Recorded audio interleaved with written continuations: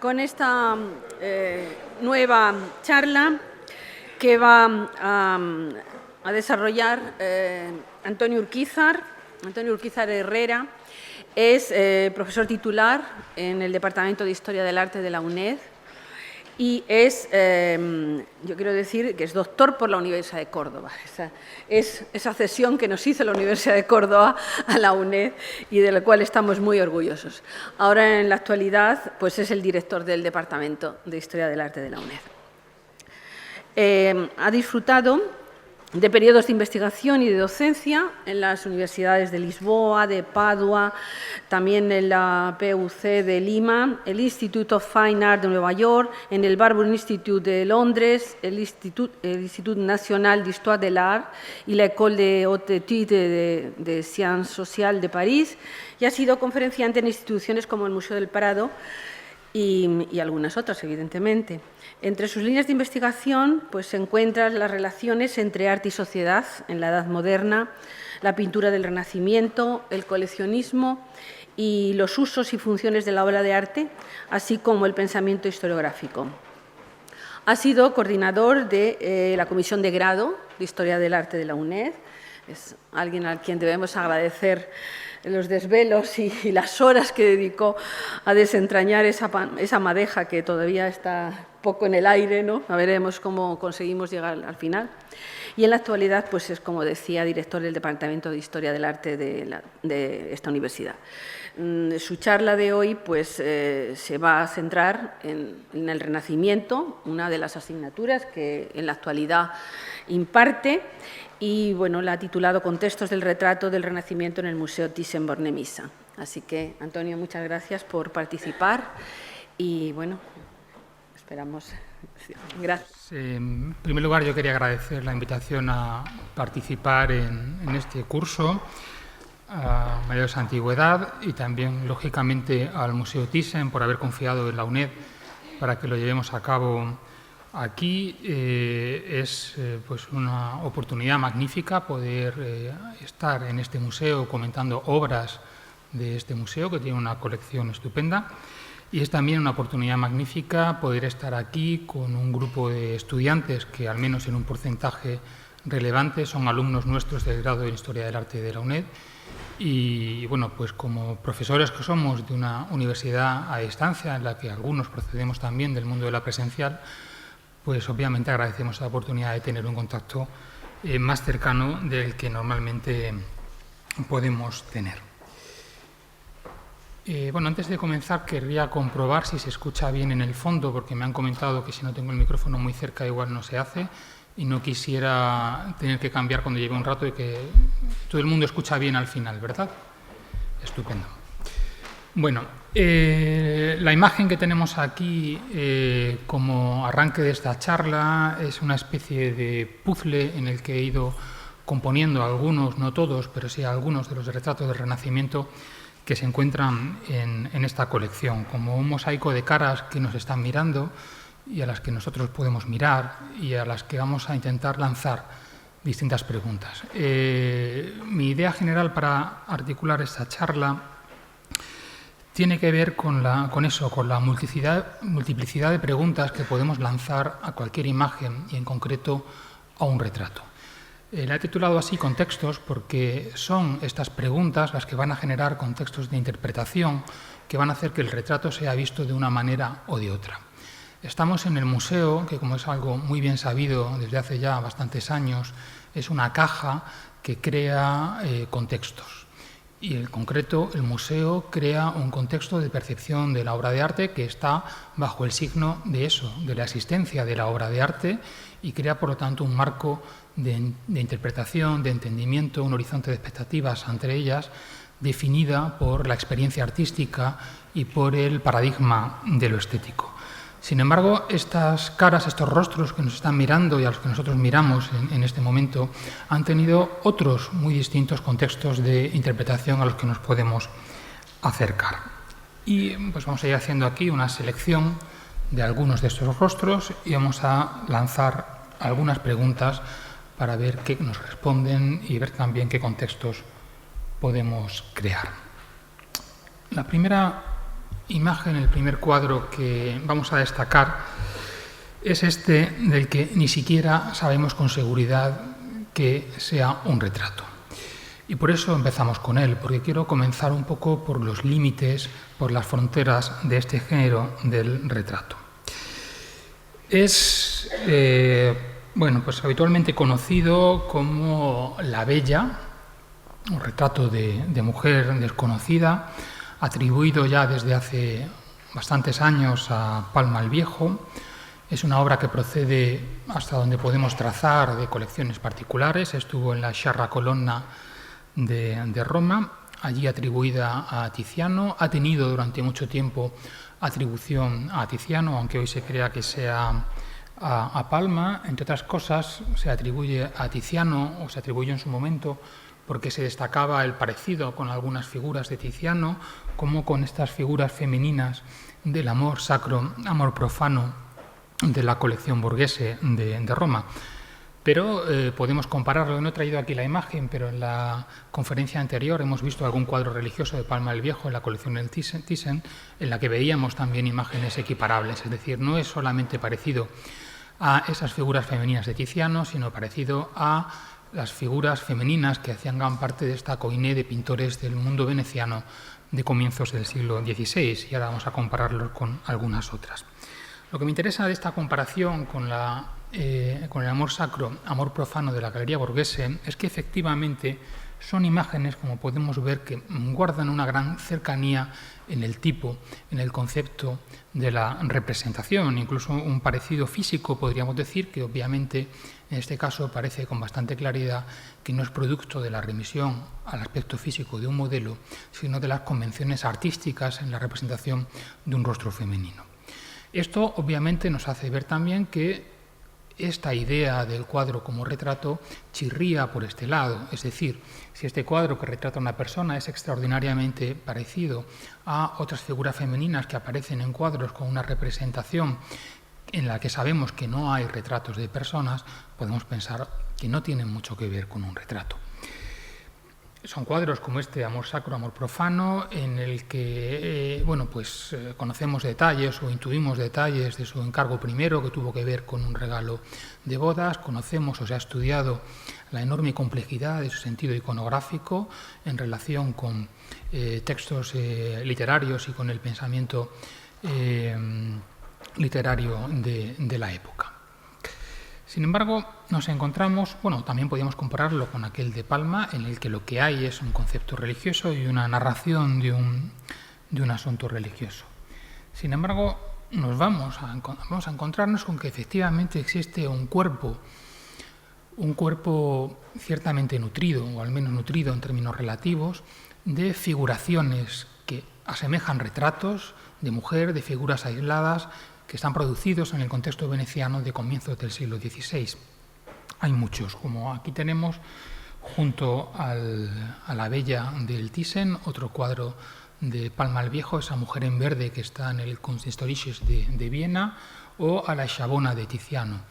La Sciabona de Tiziano sí se entiende con más probabilidad, al menos, que se trata de un retrato, básicamente por la representación de ese rostro que es más concreto, menos idealizado, menos convencional que los anteriores. Pero hay elementos de cercanía entre esa Sciabona de Tiziano y la Bella de Palma, que podemos señalar, por ejemplo, en la presencia de los parapetos que están sobre los que se apoyan estas figuras, y que de nuevo nos introducen ese principio de duda sobre si se trata o no se trata de un retrato. Al igual que en la parte superior destacada, en ese escalón del parapeto, en la Sciabona, encontramos ese perfil de medallón, de nuevo con el rostro, ahora sí, idealizado, de la que entendemos como retratada. En este Palma nos encontramos con unas inscripciones en letras que también hacen pensar en una atribución a una persona concreta, o eso ha pensado bastante parte de la crítica. AMD no se ha podido identificar, no se ha sabido identificar con las iniciales o con algún acrónimo que nos llevara a una persona. ND se ha pensado que quizás pudiera decir nobile donna, mujer noble. En cualquier caso, es esa similitud formal o ese uso de estas herramientas concreción en el parapeto, lo que de nuevo, insisto, nos introduce en esta pista de este cuadro como un retrato. Tenemos otros, como esta Violante de Tiziano, de nuevo también en Viena, en el Kunsthistorisches. Bueno, pues un cuerpo bastante amplio de retratos que podemos llevar incluso unos años hacia atrás. Estamos ahora aquí en cuadros 1518, 1520, 1515, pues a unos años antes incluso a esta Laura de Giorgione, que se ha entendido como una de las primeras obras que abren la puerta hacia este género de las belle donne. Bueno, y ahora introduzco este término de belle donne para abrir paso a pues las hipótesis que la historiografía ha venido utilizando para explicar estos retratos. Desde los años 80, más o menos, del siglo pasado, hay una cierta polémica historiográfica sobre el sentido de estos retratos, en relación con lo que apuntábamos al principio. ¿Es un retrato? ¿Son retratos? Y de serlo, primero, ¿de quién son? Y luego yo lanzaré otra pregunta, que es ¿para qué se han hecho? ¿Por qué se han efectuado estos retratos? ¿Qué se buscaba con ellos? Bueno, Ferino Paggen resume esta polémica en dos opciones. Por un lado, la hipótesis de que nos encontremos realmente ante retratos de mujeres, y aquí pasamos después al quiénes eran, con varias opciones bastante divergentes entre sí. Por un lado, retratos de prostitutas como una posibilidad, y por otro lado, retratos de novias o de esposas. Se entiende entonces que retratos encargados por un hombre, por el comitente, que será o el novio o el marido o el cliente de estas prostitutas. La otra opción que se nos da como posibilidad para explicar estos retratos es la de que se trate de representaciones arquetípicas de un canon de belleza femenina en relación con la literatura y sobre todo con el canon petrarquista a través de la descripción de Laura, del Canzoniere de Petrarca, esta mujer de cabello rubio, de tez clara, de frente despejada, de ojos claros, que entendemos que era Laura.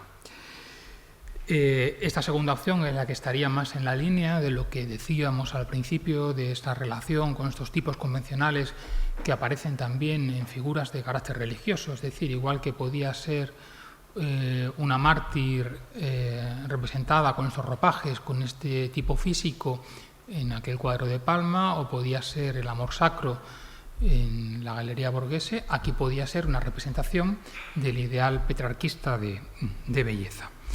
Estamos en una idea que comentaremos luego, que es la de el cuadro como soporte para la narración de una historia y soporte para la memoria que puede ser de conceptos muy distintos entre sí, religiosos, literarios, al tiempo. Bueno, este cuadro, de hecho, tanto se ha identificado con ese modelo, o es desde luego uno de los paradigmas de esa narración en torno a Laura, que ha sido habitualmente conocido como la Laura de Giorgione, aunque haya también hipótesis divergentes. Pues, por ejemplo, el laurel que tiene al fondo, se ha querido relacionar laurel con Laura, pero también con Dafne, o también como atributo de la castidad. Como soporte a esta hipótesis del ideal petrarquista,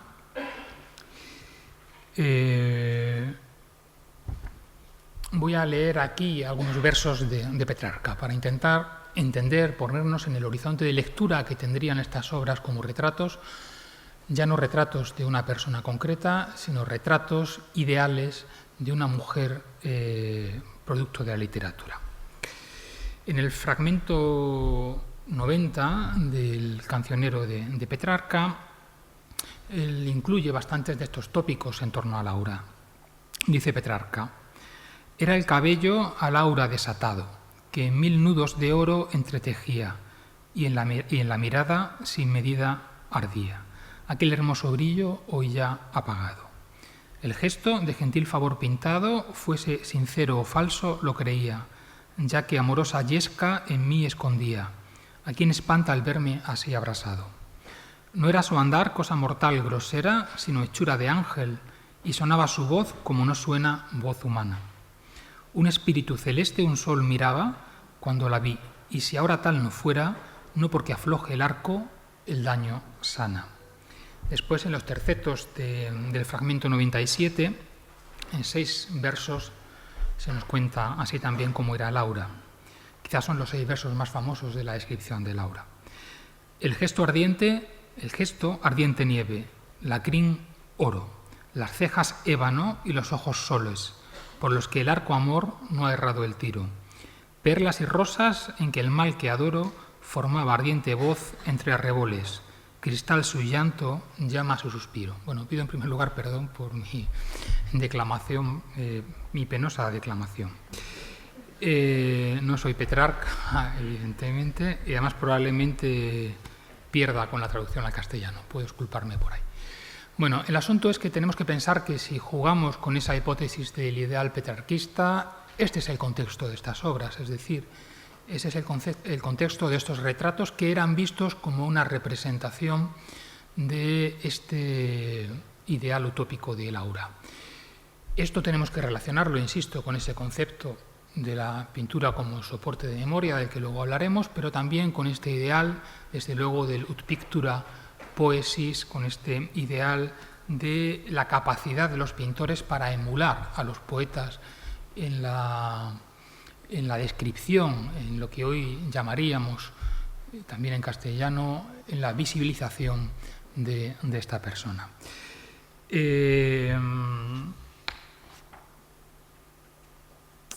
Bueno, esta teoría podríamos acompañarla también con esto que vemos aquí, de nuevo volviendo a Giorgione.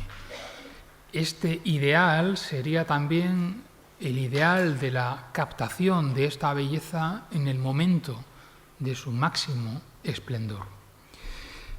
Teníamos a Giorgione con su Laura en este momento, tenemos también a Giorgione con la que podríamos entender a la Laura años después. Con el paso del tiempo, col tempo, como es el título que aparece en el cartelino de este retrato. Esto además, se pone en juego con esta idea también literaria de la época de la belleza como elemento que vive en la fugacidad. La belleza efímera, la belleza que con el tiempo desaparece. Esto explicaría la especial crudeza de ese retrato. También no sabemos si veraz o ideal de Giorgione. Hay quien dice que es su madre, hay quien dice que es simplemente esta alegoría de la desaparición de la belleza, de esa fugacidad de la vida. Esto por aquí. Sin embargo, como decía antes, gran parte de la crítica insiste y sigue pensando que se trata de, o al menos en algunos de estos casos, como en la Sciabona, de retratos reales. Augusto Gentili, que es uno de los máximos expertos en pintura veneciana, entiende que son retratos. No de prostitutas, según Gentili, porque según él piensa no habría retratos de prostitutas en Venecia a comienzos del siglo XVI, no como varias décadas después, pero sí retratos de novias o de esposas, encargados, como decía antes, por los maridos, en una representación que también aquí tiene sus bases en un modelo literario. En este caso no en Petrarca, sino en Pietro Bembo, en una obra suya titulada Liasolani, que es un conjunto pues, de diálogos también en torno al amor, también redactados en clave petrarquista. Bueno, hay que recordar que Petrarca fue editado en Venecia en la década de 1470, es decir, Petrarca tiene una nueva ola en este momento en Venecia, favorecida por esta reedición, que como toda edición vuelve a traer a su tiempo a un autor del pasado y que está detrás de este soporte ideológico también de Bembo. Y en esta obra, en Liasolani, en la que pues, varios personajes discuten sobre el amor en ese entorno apartado de la corte de Asolo, de Caterina Cornaro en Asolo, pues hablan de un tipo de amor que está en relación con el matrimonio, con esta novia y esposa, que es a la vez casta y objeto del deseo.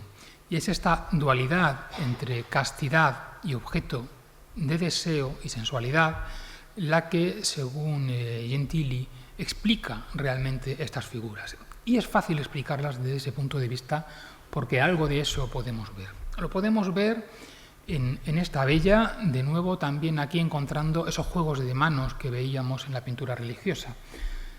Estas manos que están indicando los elementos focales de la representación los vemos aquí, por un lado, en la mano derecha, en el escote, desvelando ese escote, acariciando el cabello en elementos que traen a la mirada de ese voyeur, de ese espectador, esa sensualidad. Pero luego vemos a su vez la otra mano, la izquierda, que está remitiéndonos a un pequeño costurero, que es ese mundo de la casa, de esos ideales sociales, de la posición de la mujer en la domesticidad y en la intimidad. Vemos a la mujer en ese espacio del matrimonio, en ese espacio social del matrimonio, y también a esa mujer que en ese mismo espacio juega también a la sensualidad. Pues es esa dualidad favorecida por esas interpretaciones literarias lo que también la historiografía está viendo en estas imágenes. Lo está viendo, por ejemplo, también en esta Laura que se tapa, se destapa con este abrigo, o en las demás. La idea, a mi entender, es que estas dos hipótesis no son excluyentes. A mí me parece fácil pensar que estos marcos literarios estaban presentes en estas obras.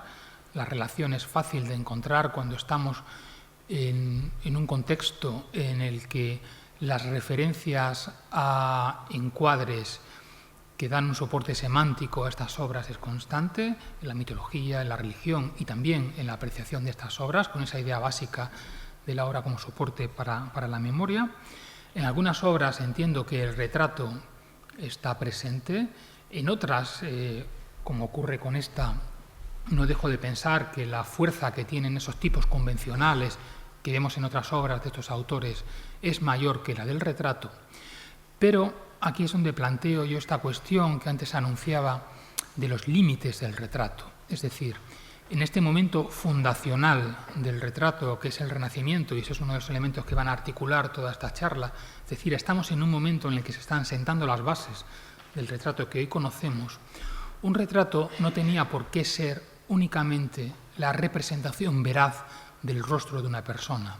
Es decir, un retrato puede ser también la representación de esa persona ideal, pero un retrato puede ser también la adscripción a una persona concreta a través de estos tipos físicos ideales de estas virtudes o de estas contaminaciones literarias que podemos proyectar en una persona. Es decir, si nos vamos al mundo clásico, tenemos claro que la escultura que representa a Pericles en Grecia no es un retrato veraz de Pericles, pero es una representación de ese Pericles moral y a él se le adscribe. Pues lo mismo ocurre, también podemos entender, con este género de las belle donne. Pueden haber sido construidos como retratos y, lo que es más importante, no habiendo sido quizás construidos todos ellos como retratos de personas concretas, sí que podían haber sido leídos, podían haber funcionado como retratos de representación moral con proyección sobre personas concretas. Luego también hay otras lecturas, por ejemplo, la que de forma muy sagaz propone Miguel Falomir en el reciente catálogo sobre el retrato del Renacimiento que hubo en el Prado. También es posible que con estas lecturas y de manera no excluyente coexista otra que es puramente metaartística y que puede ser en la intención de los pintores que producen estas obras. Está en relación con lo que comentaba antes de la transposición a la pintura de ese retrato literario de Petrarca. Más allá del contexto narrativo, más allá del retrato concreto de una persona, estas pinturas son también la afirmación de la capacidad de la pintura para representar tanto la belleza exterior como la belleza interior de las personas. Un elemento fundamental de los retratos, y que luego iremos desgranando, es esta dualidad entre la captación física y la captación moral. Estos retratos compiten también con la literatura, porque si bien podía argumentarse que la pintura era más efectiva para captar el aspecto físico de las personas, había quien pretendía que la literatura era, en su campo, mucho más capaz de representar el retrato moral. Pues también estos retratos pueden verse como un alegato de los pintores sobre su propia capacidad para ejercer estos retratos.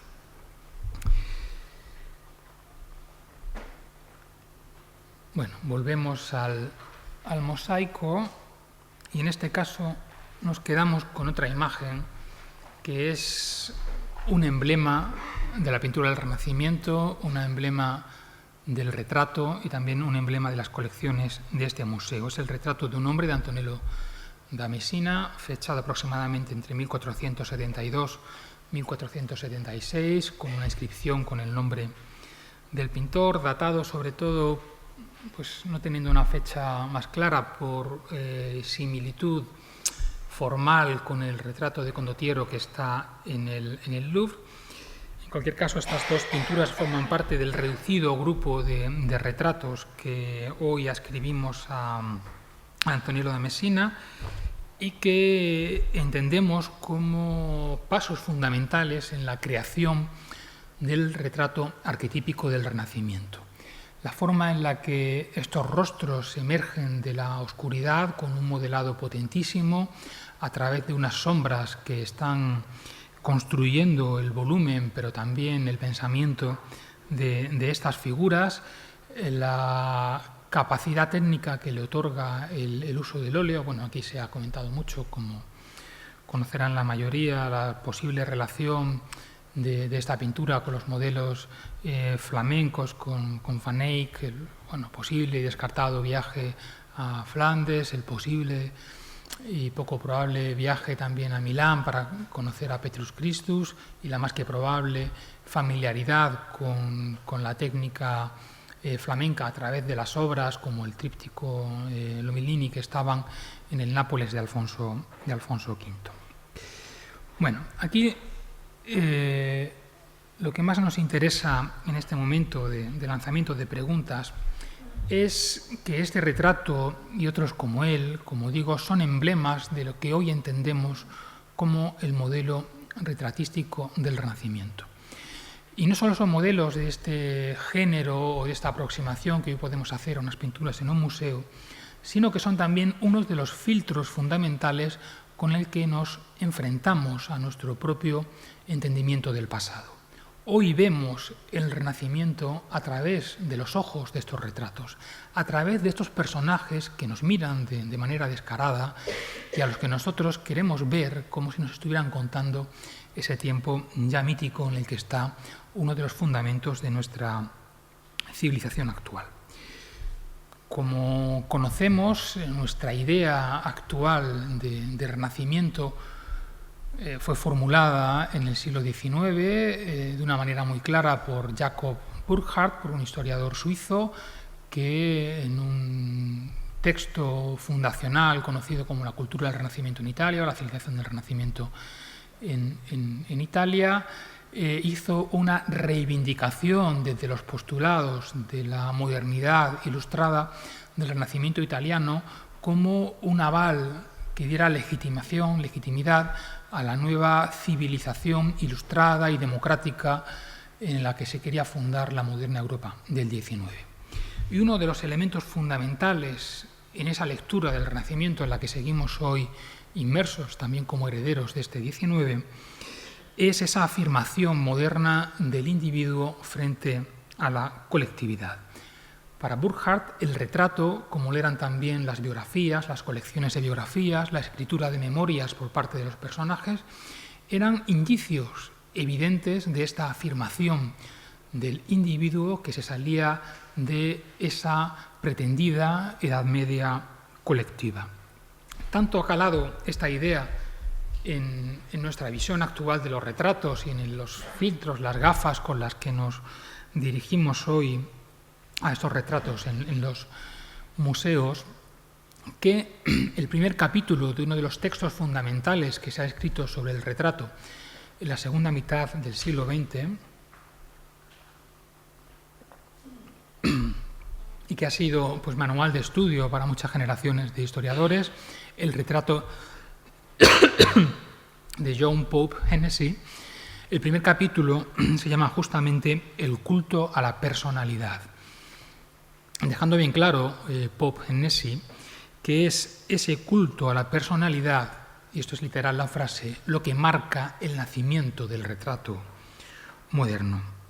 Luego comentaremos los límites que tiene esta afirmación, pero es importante que sepamos que miramos a los ojos a estos personajes buscando justamente en ellos, a esos individuos que están humanizados, que están particularizados en los rasgos de su rostro y también en el intento de representar su alma, que se intenta eliminar ese mundo de convenciones, de tipos que estaban en el mundo medieval para conseguir esa fidelidad en apariencia física y en apariencia modal, entendiendo que la conjunción de estos dos aspectos es lo que generaba la individualidad y que esto se daba en el caso de hombres particulares, de ciudadanos como este desconocido retratado por Messina, pero también incluso en el soberano, que es un elemento mucho más complejo a la hora de tratar en el retrato.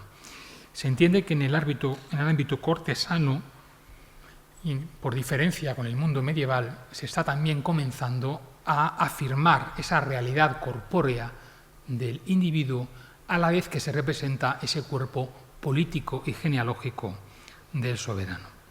Bueno, las raíces de toda esta lectura está en ese giro hacia el hombre y hacia la naturaleza que entendemos que se produce en el XIV en Italia, pues en Giotto, en Petrarca, y que genera este modelo de retrato que es luego ya el que en esta idea del retrato se mantiene hasta nuestros días. Es decir, aquí se sienta ya, se fundamenta un género, se sienta un tipo que va luego a Velázquez o a Van Dyck como continuación previa. Bueno, esta imagen de Antonello de Messina, este ciudadano anónimo, pero individualizado, según esta lectura, es también la representación de la noción albertiana y pliniana de la pintura. Es decir, en esta construcción, en esta esforzadísima y complejísima y no siempre valorada construcción teórica que acompaña el surgimiento de estos nuevos modelos de representación en el Renacimiento, estos retratos también son, nos decían ellos, el origen de la pintura. La teoría del momento maneja distintos argumentos para explicar el origen de la pintura, pero todos la enlazan con el retrato. Las fuentes clásicas, Plinio había lanzado dos vías, una que después comentaremos un poco, si nos da tiempo, porque ya veo que voy más lento de lo que pensaba, pues una de ellas ligaba el origen de los retratos a los emblemas, a los escudos de armas, al mundo del cuerpo genealógico de los aristócratas. El otro, de una manera mucho más sencilla, ligaba el nacimiento del retrato al dibujo que una mujer hizo del perfil de la sombra de su amada. Colocaba el nacimiento de la pintura en la esquiografía, en la pintura de sombras, pero lo colocaba en un retrato. En un retrato de algo efímero como es una sombra y que se va a conservar como memoria de esa imagen. Es decir, la teoría del Renacimiento colocaba al retrato, bueno, la teoría clásica y el Renacimiento en su relectura colocaba al retrato en el origen de la pintura. Decía, de hecho, Alberti, en este primer tratado de pintura, en De Pictura, de 1435, en las primeras frases arrancaba su idea de la pintura diciendo que ésta tiene en sí misma una fuerza tan divina que no sólo, como dicen de la amistad, hace presentes a los ausentes, sino que incluso presenta como vivos a los que murieron hace siglos, de modo que son reconocidos por los espectadores con placer y suma admiración hacia el artista. Bueno, hoy sabemos que la pintura no nació del retrato, sino que fue justamente al revés, es decir, la pintura existía como un modelo de representación y en este siglo XV-XVI el retrato autónomo se independiza de ella. Pero la narración que nos están haciendo del proceso es justamente a la inversa. Y es a la inversa fundamentando el origen de la pintura como narración y soporte de historias en esa capacidad de soporte para la memoria que tiene el retrato y que de esta manera es el arquetipo del fundamento ontológico fundamental principal de la pintura. Y son cuadros como este los que hoy nos siguen haciendo volver con empatía hacia esta frase de Alberti. Este desconocido ciudadano que nos mira hacia los ojos es justamente una figura dotada de esa fuerza tan divina que está haciendo presente al ausente y que incluso está presentando como vivo a esta persona a tiempo desaparecida. Queda también, y por eso hoy hemos colocado estas figuras en los museos, como decía Alberti, esta gran admiración hacia la persona, hacia el artista que nos ha dejado la imagen.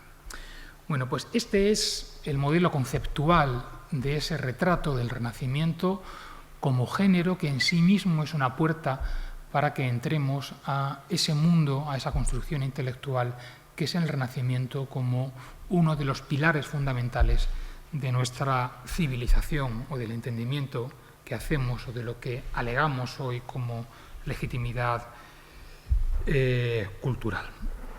Bueno, en esta idea, como decíamos, el retrato es un ente, un género que progresivamente va ganando autonomía respecto de otros soportes y otros géneros, por mucho que Alberti nos lo contara al revés. Aquí tenemos otro retrato de esta colección, de este museo, del Thyssen, en este caso atribuido a Hans Memling. Es un retrato de hombre joven Orantes, es el título convencional que hoy le damos, fechado hacia 1485. Es una obra que podríamos interpretar de una manera muy similar al Messina, como un retrato en esta autonomía completa del género, aunque aquí nos aparece pues, con una caracterización moral que está siendo ayudada por ese gesto de piedad que suponen estas manos unidas en oración. Podríamos pensar que se trata simplemente de un retrato equiparable al anterior, en el que únicamente se está enfatizando esa construcción moral a través de la representación social de la devoción como marca moral. Sin embargo, este retrato no es solo esto, es un retrato que nos sirve muy bien como testigo de esta variabilidad de la interpretación según el contexto y como testigo también de este paulatino proceso de independencia y de progresiva autonomía del retrato. Estamos viendo el anverso de un retrato que en el reverso tiene este florero, que es una de las primeras naturalezas muertas.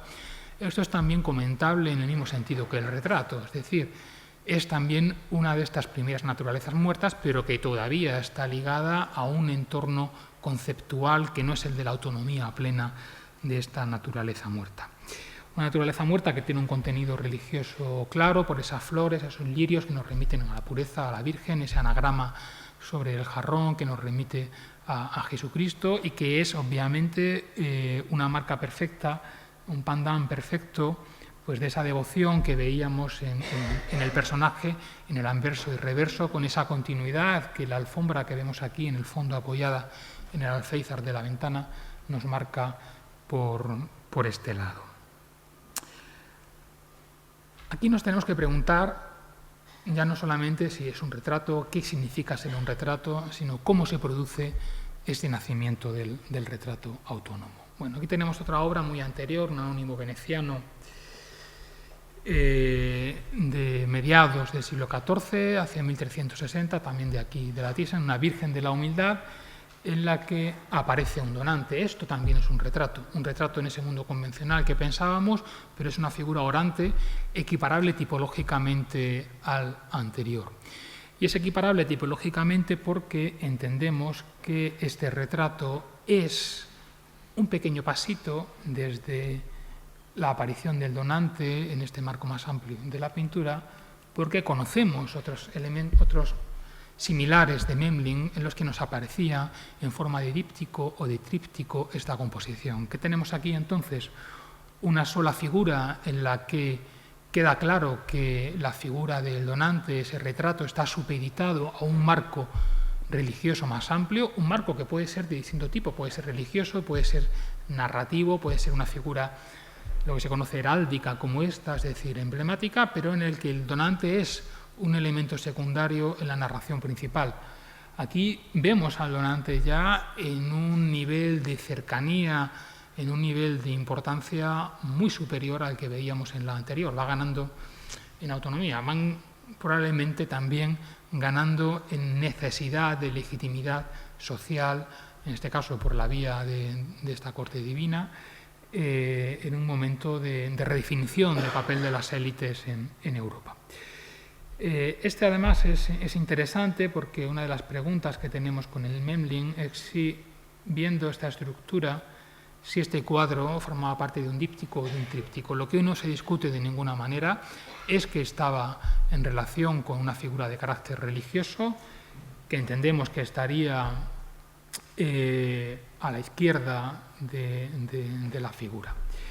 ¿Qué ocurre? Pensamos que es un tríptico porque en el otro que conservamos, en este díptico conservamos de Memling, en este retrato de Martin van Nieuwenhoven, la figura masculina, el donante, aparece a la izquierda teniendo a la figura religiosa a la derecha, y en otros de Memling que tenemos, como este retrato el de arriba de Tommaso Portinari y su esposa, y el de abajo, el de Willem Morel y su esposa, en este caso conocemos el nombre, Barbara van Bladenberg, vemos que la figura masculina estaba a la derecha y en el centro pensamos que probablemente habría una virgen con niño como la del díptico.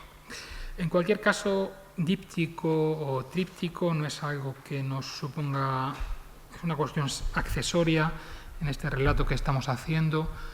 Lo importante aquí es ver cómo se ha ido produciendo esa autonomía desde el donante inscrito en la obra total hasta esta equiparación formal en este marco del díptico, hasta ese tercer paso que encuadra muy bien en el marco general de este curso, que es de la colección al museo, del museo a la colección, que es el de la supervivencia del retrato, que se hace completamente autónomo ya no por el marco de la recepción de la obra en el siglo XV y en el siglo XVI, sino por el marco del coleccionismo artístico de fechas posteriores, que se interesa de forma primordial por el retrato antes que por el contenido religioso, y lo que era una obra parte de una narración de conceptos más amplia, acaba convertido ya a nuestros ojos en la pared del museo en un retrato autónomo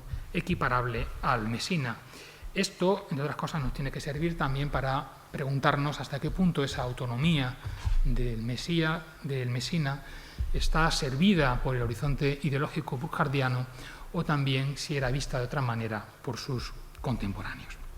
Bueno, siguiendo en esta estela de la autonomía, nos vamos a otra figura del mosaico, También otra de las figuras fundamentales de este museo y del retrato, y que voy a ir explicando ya, espero, de una forma más somera, porque quisiera que no nos quedáramos solamente en las primeras obras que traía yo aquí. Bueno, aquí me interesa que veamos cómo ese despegue de estas figuras respecto de los marcos se produce porque se va creando un soporte ideológico general que da sentido a estos encargos, que da sentido a que no se retrate solamente a alguien en un cuadro más amplio, sino a que el retrato de una persona o incluso de un concepto ideal, como decíamos al principio, valga en sí mismo como razón y fundamento de la creación de una pintura. Teníamos esa remisión a la teoría clásica que hacía Alberti, esa remisión a Plinio también, pero es importante constatar que, al igual que una pintura religiosa encuentra su fundamento en un abanico amplísimo de textos que le dan soporte, de textos religiosos en su mayor parte, estas figuras que tienen una razón de ser eminentemente social encuentran también amparo en la literatura social de la época, en la teoría social que está modelando la forma de pensar de los que tienen dinero para encargar estas obras y de los que también las reciben de forma primaria. Este cuadro, este retrato de un joven caballero, fechado en 1510, obra de Vittore Carpaccio, fue durante mucho tiempo identificado como una representación religiosa. De hecho, se subastó en 1919 como un San Eustaquio. Hoy, sin embargo, se tiene bastante claro que es un retrato de un caballero. Ha habido múltiples tentativas de identificarlo, recurriendo sobre todo al amplísimo abanico de elementos que aparecen en la pintura y que hoy son percibidos, interpretados sobre todo como atributos iconográficos. Es decir, es evidente que en este cuadro las figuras secundarias que aparecen no están solamente rellenando espacio, sino están contando algo, porque están pensadas, están ubicadas como elementos parlantes. Pues, por ejemplo, he puesto aquí un par de detalles. El halcón y la garza que están peleando en el cielo han sido interpretados como una alegoría a la muerte del caballero retratado en un acto militar, en una batalla anterior. De hecho, esto relaciona con la figura del caballero a caballo que vemos detrás. Sería un retrato de él mismo en otro momento de su vida. Y de forma principal, ese armiño que aparece en la parte inferior izquierda junto a un cartelino también ha sido interpretado como un elemento que permite identificar o acercarnos en la identificación del caballero. En la inscripción, en la leyenda, en el cartelino, aparece un moto, malo moricú un foedari, podemos decir antes muerta que sencilla, pues antes morir que contaminado, que era el moto de la Orden del Armiño. Bueno, pues se pensó que podía ser un caballero de la Orden del Armiño, se pensó en Fernando II de Aragón por la vinculación que tenía esta corona con los caballeros del Armiño. Hoy se piensa sobre todo en el tercer duque de Urbino, en Francesco María de la Rovere, pero también se manejan otras hipótesis como un príncipe de la Casa de Habsburgo e incluso un soldado alemán en Italia. En cualquier caso, sea quien sea, nos encontramos aquí con un retrato de un militar y posiblemente con un retrato póstumo de un militar, como indicaba esta historia de la garza y el halcón, y esto nos permite enlazar con los sepulcros, como uno de los primeros, los monumentos funerarios, como uno de los primeros espacios donde gana autonomía este retrato concreto e individual de la persona. Aquí tenemos unos bastante tardíos, pero los he traído porque precisamente por esto, por acercarme a la fecha del cuadro. Aquí tenemos los retratos de Isabel d'Este y de Ludovico Sforza, no recordaba el nombre del marido, de Beatriz d'Este y de Ludovico Sforza en la Cartuja de Pavía. Este retrato de Carpaccio es precisamente uno de los primeros retratos de cuerpo entero de un caballero que se encuentran en la Edad Moderna. Y se entiende que posiblemente sea así de cuerpo entero porque la raíz que explica por qué se hace este retrato autónomo está en esa relación con los monumentos funerarios. Es decir, una vez fallecido, igual que se levantaban estos monumentos funerarios, se encarga este cuadro también como memoria, como un monumento de este personaje. Y esto es lo que nos pone en la pista de estos fundamentos sociales y teóricos. Aquí lo tenemos en relación con este retrato ecuestre del Catamilata de Donatello, o también con este busto basado en una mascarilla de cera mortuoria hecho por Antonio Rossellini, representando a Giovanni Chiellini, que está ahora en el Victorian Albert de Londres. Son las vías por las que se justifica socialmente este retrato, son las vías de la remisión a la antigüedad que hace la teoría social de la época, los tratados de nobleza en los que estos nobles se educaban en su juventud y que utilizaban como espejo de comportamiento y como filtro para entender el mundo, están llenos de referencia a textos clásicos como el siguiente que voy a dar de Plinio, en el que se da este origen para la imagen en la antigüedad. Contaba Plinio, en los patios de los antiguos, Plinio ya habla como si existiera una edad de oro, ¿no?, en la que estuviera el origen de estas cosas. En los patios de los antiguos estaban estas cosas para que fuesen vistas, no estatuas de artífices extranjeros, ni de bronce ni de mármol, sino retratados en cera se ponían los rostros de cada uno en su caja, para que hubiese imágenes que acompañasen las honras funerales y mortuorios de la familia, y siempre muriendo alguno estaba presente todo el pueblo o personas que había habido en algún tiempo de aquel linaje. También Plinio nos habla cómo el origen de la pintura estaba en relación con la práctica militar.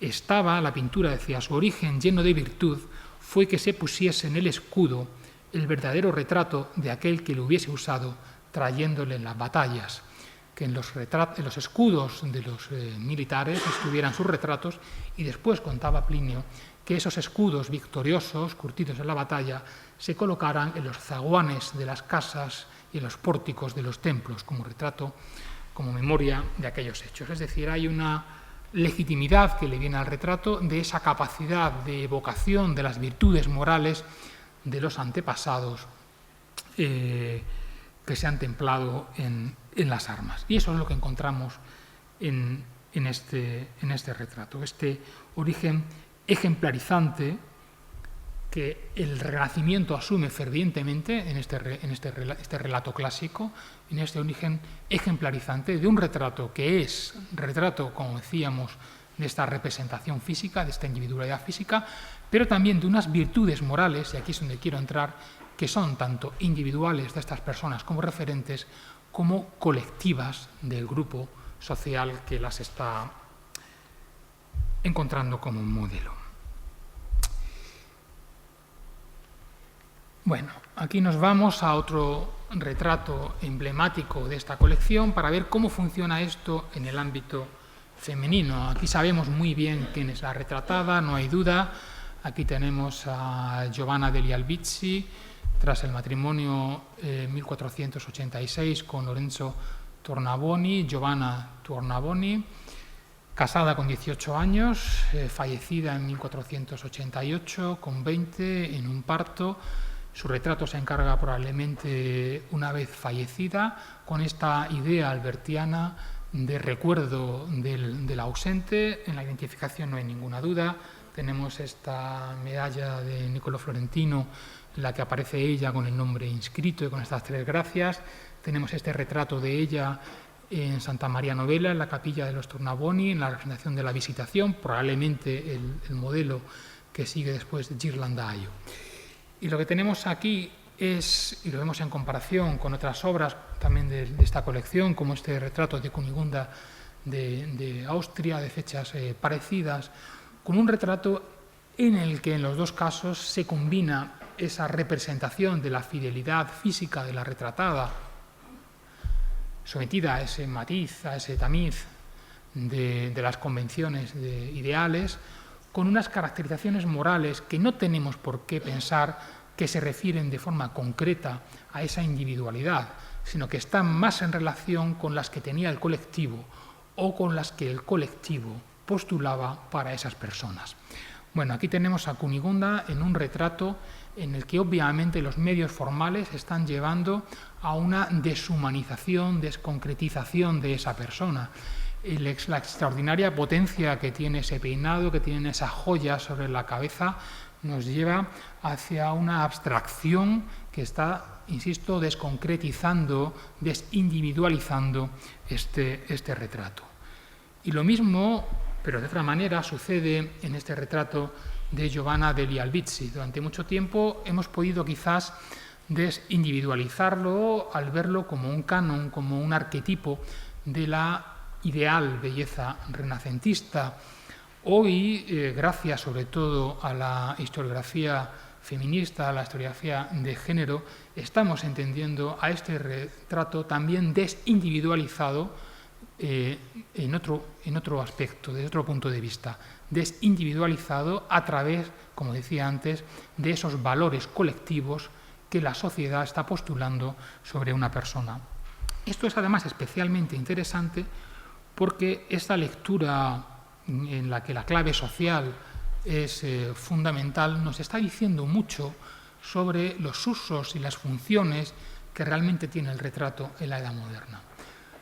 Nos está mostrando de manera evidente esos valores de sustitución, de fetiche, de soporte para proyecciones ideológicas que tiene el retrato. No son solamente esa representación burkhardiana de los ojos del ausente, leyendo también a Alberti, es también la representación de unos valores que se concretan en la persona como elemento de control social. Y que aquí pues, son especialmente evidentes en el abanico de elementos que aparecen en la hornacina y que están construyendo un marco, otro contexto ideológico que es el que nos sirve esta desindividualización, esta deshumanización, si queremos, ¿no? Aquí hay una panoplia de atributos parlantes que cuentan historias. Están las joyas que además, bueno, pues una de las maravillas de esta pintura es que conocemos muchísima información sobre sus circunstancias del contexto original, los libros de cuentas y más documentación.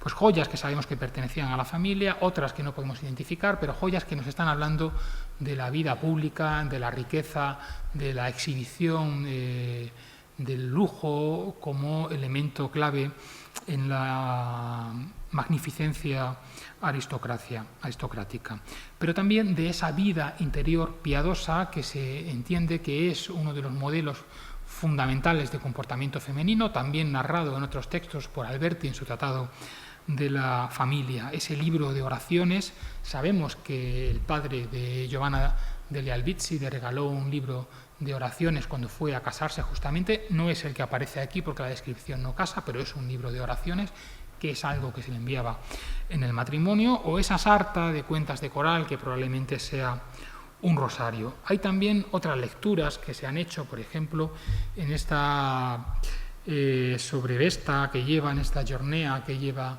Giovanna, se ha querido ver en el brocado la L de Lorenzo como un símbolo de posesión. También se han hecho otras teorías muy difíciles de comprobar, como por ejemplo se ha hablado de que la persistencia de este modelo de perfil tan hierático en un momento en el que la pintura florentina del momento estaba yendo hacia retratos en 3/4 y retratos mucho más animados, es símbolo de cómo a esta fallecida se la está objetualizando en esta posesión de la familia Tornabuoni sobre ella a través del retrato.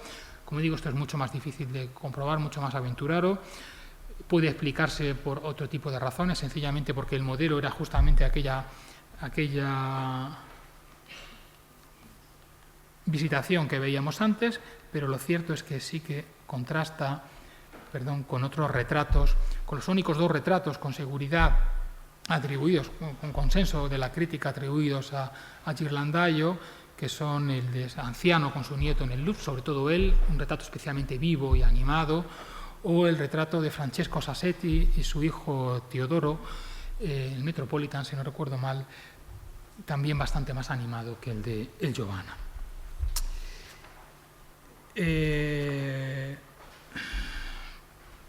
Bueno, vamos a pasar, porque quiero terminar.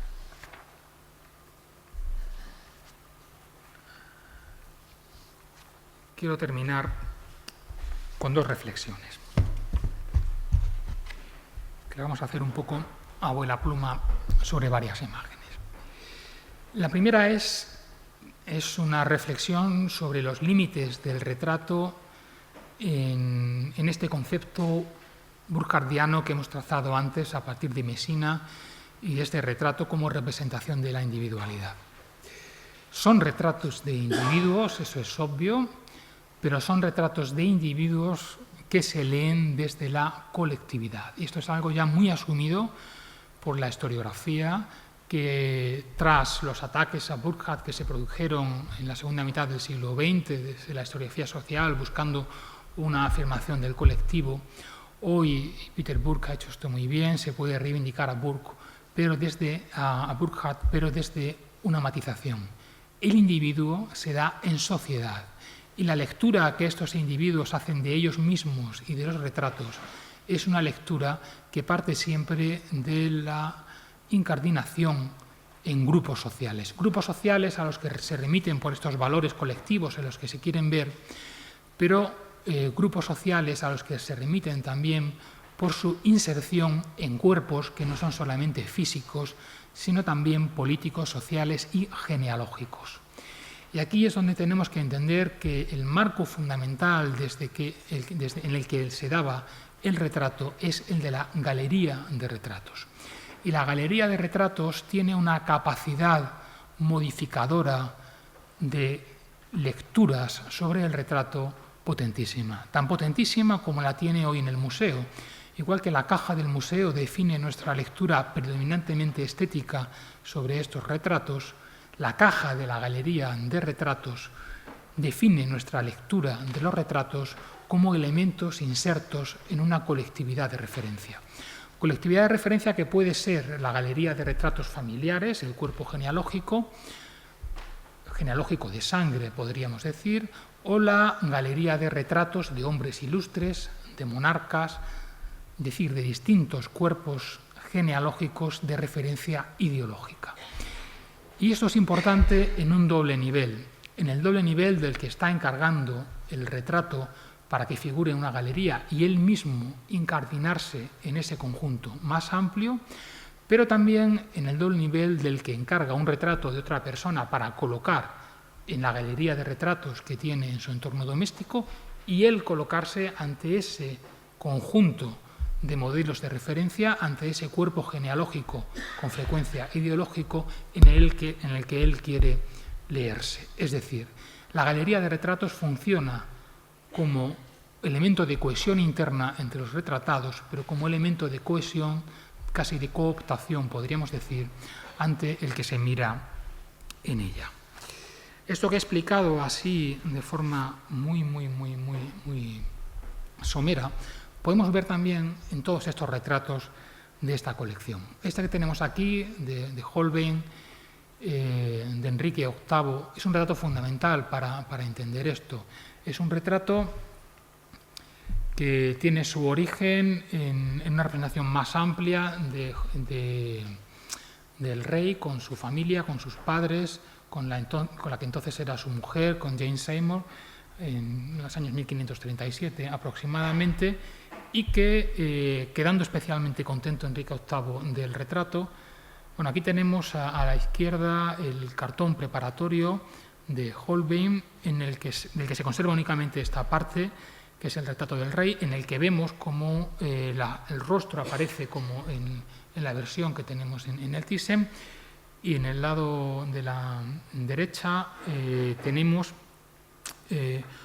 la única copia que se conserva, unas pocas copias que se conservan, del retrato completo, que es esta de Remigius van Lemput, en el que vemos cómo había cambiado el rostro de posición. Pero lo que nos interesa es cómo de estas versiones, tanto la del Museo Thyssen como la de el retrato colectivo mural que finalmente se hizo en Whitehall, se conservan casi 90 versiones, hoy solamente en un museo, en la National Portrait Gallery de Londres. Retratos hechos para ser difundidos, para acabar en estas galerías.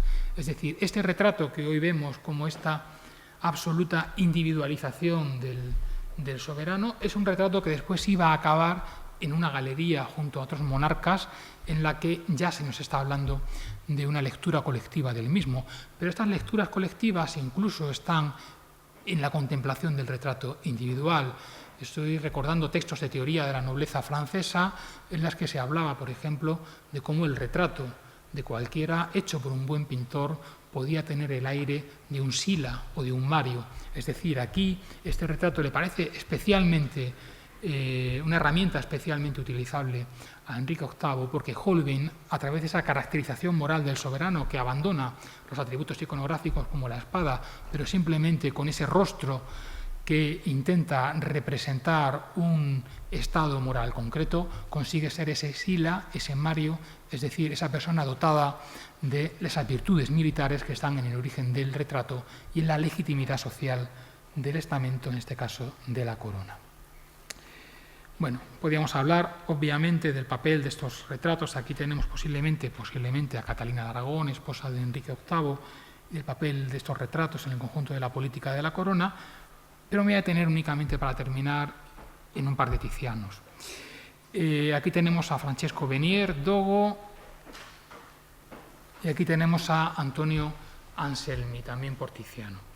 Bueno, me interesa de aquí ver cómo estos retratos también van entendiéndose desde siempre en conjunto en relación con estos colectivos más amplios. Esto formaba parte de la galería de retratos, o este retrato está reproduciendo uno que formaba parte de la galería de retratos de la Sala del Mayor Concilio de Venecia, que tras el incendio del que se habló antes se pintó otra galería de retratos. Aquí tenemos por Domenico Tiziano los de Obeleri, Antenorio y Agnolo Partecipazio y otros muchos más.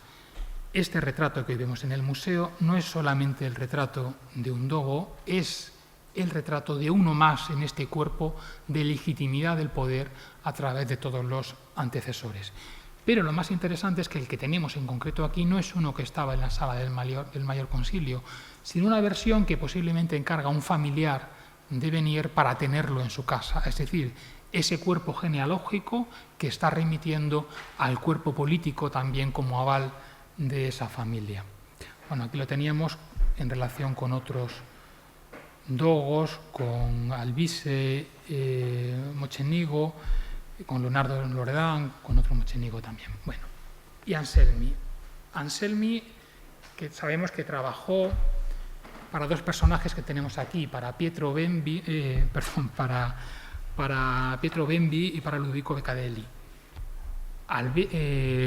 Anselmi se hace retratar por Tiziano como se habían hecho retratar por Tiziano sus mentores, a quien vemos aquí. Una cosa que nos interesa también es que esa inserción en cuerpos genealógicos, ideológicos, colectivos, políticos más amplios, no se hace únicamente por esa caracterización que supone el retrato, por lo que podríamos decir el tema del retrato como representación, sustitución de la realidad, sino que progresivamente se hace también por el estilo. Es decir, para Anselmi es importante hacerse retratar por el mismo pintor por el que se habían hecho retratar sus mentores, por Tiziano. Poseer un retrato de Tiziano en la Europa de tiempos de Tiziano es formar parte del mismo cuerpo ideológico que Carlos V o los papas que han sido retratados por Tiziano. Progresivamente el estilo, y eso es lo que hace también que la fortuna del estilo, de la forma de pintar de Venecia encargada en Tiziano tenga una proyección tan absolutamente fundamental en el retrato europeo, es que ser pintado por Velázquez es también ser pintado por una línea que viene de Tiziano, que viene de Tiziano y que viene aquí también de Rafael. Es decir, ser pintado por alguien que es heredero de un gran pintor del pasado es ser también heredero de esos retratados del pasado. ser Apeles o ser pintado por Apeles también le convierte, o sea, ser pintado por un heredero de Apeles le convierte a uno, obviamente, en un heredero de Alejandro. Y esto nos lleva a que estos grupos de retratos, estos colectivos, acaben en estos museos, formando estas galerías en las que el estilo, la posesión de estos cuadros también se convierten en estas marcas. Y esto que comentábamos antes, de esta inserción en la colectividad y de esa absorción de los valores del colectivo por nuestra ubicación en él, es fácil de ver también en este museo con un simple paseo por el hall de entrada y por la galería de retratos que allí encontramos, ¿no? En la que podemos leer también estos valores en su proyección hasta estos años en los que seguimos viviendo. Y termino volviendo al principio con dos imágenes en apariencia absolutamente divergentes, pero muy relacionadas también en este mundo albertiano en el que estamos. Volvemos a la Bella de Palma y tenemos aquí a un retrato de una señora que es una fotografía de un artista japonés, de Tatsumi Orimoto. Aquí esto estuvo exhibido en el año 97 en Japón, y es una fotografía de la madre del artista, de la madre de Tatsumi, que es una señora mayor que sigue viva todavía y que tiene Alzheimer. Y aquí está ella retratada por su hijo con estos impresionantes zapatones, ¿no? Conocemos mucho sobre esta obra también, forma parte de unas performances en las que él hacía. Esto realmente es el registro fotográfico de una performance que él hizo con varios enfermos de Alzheimer, entre ellos con su madre. ¿Qué es esto? ¿El retrato de una persona o es el retrato también de unas caracterizaciones morales que en este caso están relacionadas con la enfermedad y con el Alzheimer? Y esto nos lleva a esa pregunta inicial que teníamos con esta Bella de Palma. ¿Qué es un retrato? Es el retrato de unas caracterizaciones morales codificadas en una persona. En cualquier caso, lo que me interesa a mí de aquí como lectura última de esa charla, que ya se extiende demasiado, es que ambos funcionan y son extraordinariamente potentes porque son imágenes síntoma, imágenes en las que hay algo que nos está llamando la atención de una forma poderosísima y que permiten esa conexión con nosotros. Sí, en la explicación que toda la teoría del arte ubermaniana está haciendo hoy sobre el síntoma como el elemento fundamental en la apelación artística de las imágenes, en relación con eso yo diría que no hay imagen más sintomática que la del retrato, porque es la que nos coloca frente a frente a los ojos de una persona que nos mira de manera directa y que nos apela a nuestra condición humana como iguales.